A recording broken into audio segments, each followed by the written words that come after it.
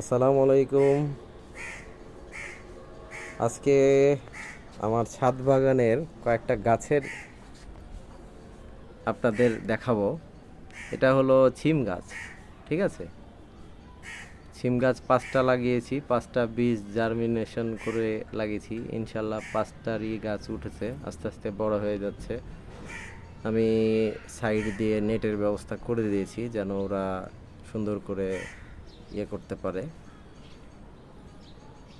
এটা হলো ছিম গাছ। তারপরে হচ্ছে আমার করলা গাছ আছে, এই যে করলা গাছ। করলা গাছে অলরেডি হচ্ছে করলা চলে এসেছে, আপনারা দেখতে পাবেন। এই যে করলা,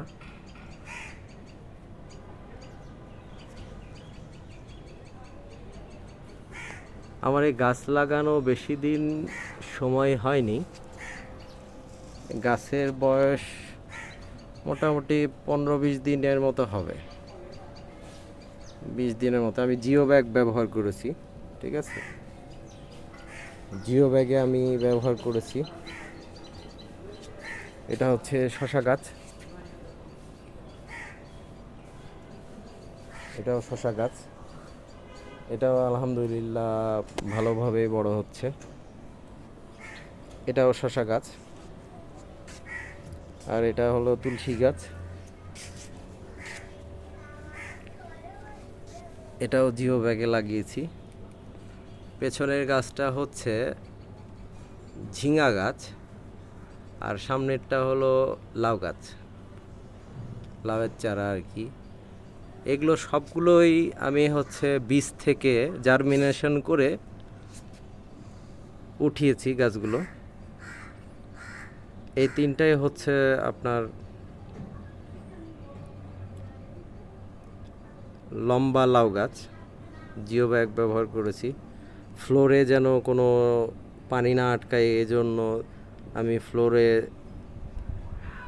4-5 বার এনামেল রং পেন্ট করে দিয়েছি। তারপরে ককশিট ব্যবহার করেছি, কারণ হলো জিও ব্যাগ সবসময় ভেজা অবস্থায় প্রায় থাকে, যার দরুন স্যাঁতস্যাঁতে থাকতে পারে। আপনারা এইভাবে ইউজ করতে পারেন ককশিটকে। আর এটা হচ্ছে চাল কুমড়া গাছ। চাল কুমড়া গাছে মোটামুটি আলহামদুলিল্লাহ ভালোই, এটাতেও জিও ব্যাগ ব্যবহার করেছি। আর এখানে প্রথমে গাছ লাগিয়েছিলাম, যার দরুন এখানে অনেক রকম গাছ হয়ে গেছে। এখন আমি এটাকে আর উঠাবো না, এভাবেই আছে থাক। এটাতে পুঁইশাক গাছ আছে, আর হচ্ছে আপনার শশা গাছ আছে। আমি সুন্দর করে এরকম করে সাইড দিয়ে পুরাটা নেট দিয়ে দিয়েছি। এখন মাচা দেওয়ার জন্য বড় খোপের যে নেটগুলো আছে সেগুলো ব্যবহার করব। এখানে মাটি প্রস্তুত করতেছি, আরও কিছু গাছ আসবে। সবগুলোতেই আমি জিও ব্যাগ ব্যবহার করেছি 600 জিএসএমের।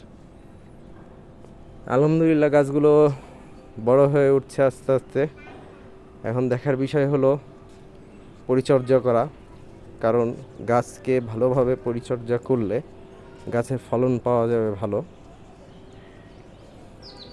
এখানে জৈব সার ব্যবহার করতেছি, জৈব সার, কারণ জৈব সারটাই হলো আমাদের, ব্যবহার করলে রাসায়নিক সারের প্রয়োজন হয় না। আবারও আরেকটা ভিডিও দিব, করলার আপডেট দিব, সব কিছুর আপডেট দিব। আপনাদের অসংখ্য ধন্যবাদ। ভালো থাকবেন, সুস্থ থাকবেন। আসসালামু আলাইকুম।